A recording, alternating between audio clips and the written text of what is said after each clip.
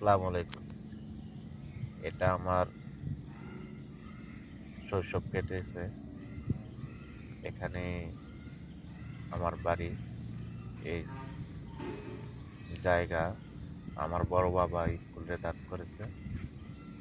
এখানে আমার শৈশব, কৈশোর যা আছে সব এখানে।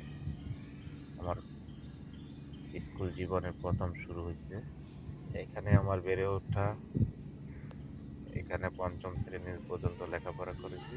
তারপর হাই স্কুলে আমি জয়েন করেছি। তো এইটাই আমাদের মেইনল্যান্ড। এখানে আমার জন্মভূমি। এই পাশে আছে আমাদের মসজিদ, এটা আমাদের মসজিদ। একলাশপুর ইউনিয়নের কেন্দ্রীয় মসজিদ এটা। তো এখানে আমার বেড়ে ওঠা, আর এখানে আমার সব কিছু।